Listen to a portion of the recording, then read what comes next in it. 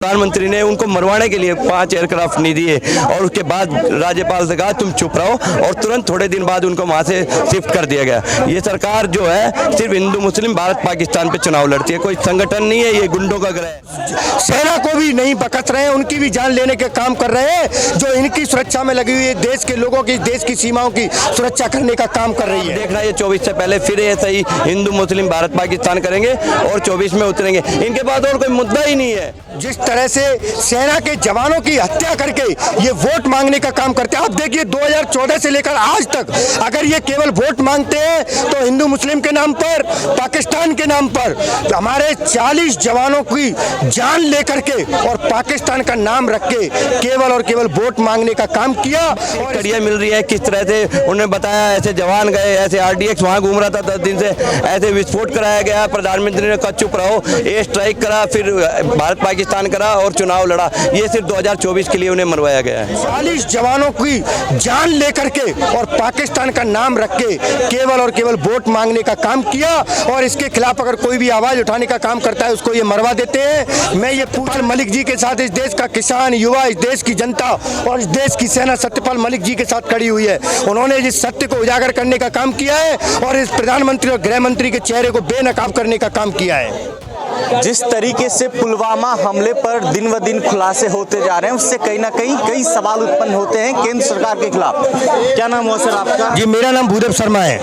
किस तरीके से सर खुलासे आ रहे हैं, आप लोग आज प्रदर्शन कर रहे हैं? देखिए, एक कहावत है कि सत्य कभी छुपता नहीं है और इन मोदी जी का चेहरा बेनकाब हो चुका है कि किस तरह से ये सत्ता के लिए अब अपने जो मित्र हैं उनके लिए फायदा कर रहे हैं, सेना के जवानों की जान लेने का काम कर रहे हैं। सत्यपाल मलिक जी ने जिस सत्य का खुलासा किया है वो आज पूरा देश देख रहा है। वो जान चुका है कि ये वो प्रधानमंत्री हैं जो देश की जनता को तो छोड़िए, देश की जनता तो तड़प रही है, वो तड़प रही है, भुखमरी हो, बेरोजगारी हो, ये देश की उस सेना को भी नहीं बकस रहे हैं, उनकी भी जान लेने के काम कर रहे हैं जो इनकी सुरक्षा में लगी हुई है, देश के लोगों की, देश की सीमाओं की सुरक्षा करने का काम कर रही है।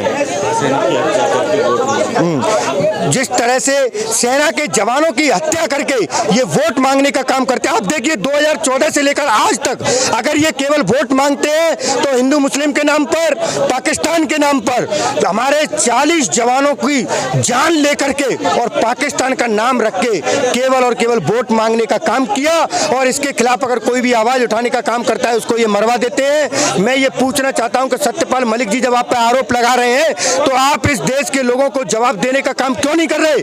आइए और जनता के सामने जवाब दीजिए, क्योंकि आज जनता अपने आप में शर्मसार महसूस कर रही है, अपने आप को शर्म फील कर रही है कि हमारे देश का प्रधानमंत्री इतना निकम्मा कैसे हो सकता है, इतना नालायक कैसे हो सकता है कि जो इस देश की सेनाओं की भी जान लेने का काम करता है केवल और केवल राजनीति के लिए। सत्यपाल मलिक भी तो झूठ बोल सकते हैं। नहीं, सत्यपाल मलिक जी अगर झूठ बोलते हैं तो जांच करवाइए ना, डर क्यों रहे? आपके पास सारी सरकारी एजेंसियां हैं, आप चुप क्यों बैठे हुए हैं? जाइए जांच करवाइए। लेकिन नहीं, आप जांच करवाएंगे पाकिस्तानी एजेंसियों से, क्योंकि अगर हमारे देश की एजेंसी अगर कोई जांच करेगी तो ये आपका सारी हकीकत आपके सामने होगी।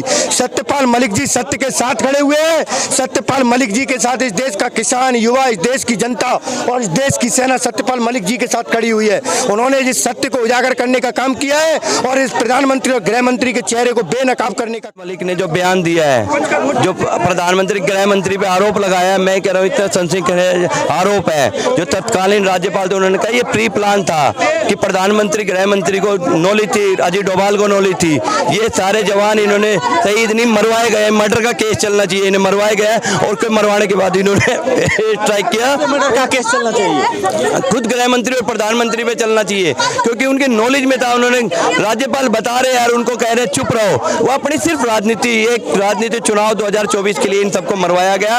इनका एक मकसद था 2024 का चुनाव जीतना और 2024 चुनाव जीतने के बाद एक जवान की इन्होंने सुध नहीं ली।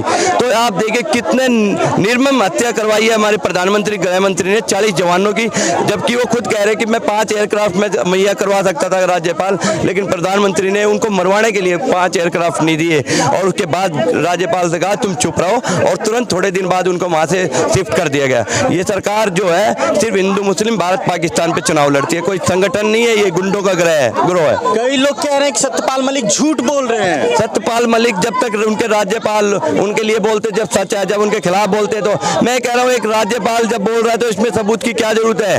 वो उसके तत्कालीन राज्यपाल थे, अगर वो कह रहे हैं तो उस पर सत्य की जांच होनी चाहिए ना, कोई झूठ थोड़ी ना। राज्यपाल था वो कोई देश का कोई गली छाप गुंडा थोड़ी ना है, वो कह रहा है तो उसकी सत्यता है, उन्होंने प्रूफ कह रहे हैं, उन्होंने तो राष्ट्रपति तक बता दिया कि भाई वो ऐसे ऐसे मिलते हैं। तो वो जो कह रहे हैं कि एक बात एक कड़ियाँ मिल रही है, किस तरह से उन्होंने बताया ऐसे जवान गए, ऐसे RDX वहाँ घूम रहा था 10 दिन से, ऐसे विस्फोट कराया गया, प्रधानमंत्री ने कहा चुप रहो, एयर स्ट्राइक करा, फिर भारत पाकिस्तान करा और चुनाव लड़ा। ये सिर्फ 2024 के लिए उन्हें मरवाया गया है। 2024 के लिए मरवाया? 2024 के लिए। और आप देखना ये 24 से पहले फिर ऐसा ही हिंदू मुस्लिम भारत पाकिस्तान करेंगे और 24 में उतरेंगे। इनके पास और कोई मुद्दा ही नहीं है, और किसी मुद्दे पे आप बताइए चुनाव लड़ नहीं सकते, इन्हें कोई और मतलब नहीं है। बेरोजगारी, महंगाई, कोई मुद्दा नहीं है इस देश में, सिर्फ इन्होंने देख लिया लोग भावनाओं में वोट करते हैं। सत्यपाल मलिक की सुरक्षा हटा ली गई है।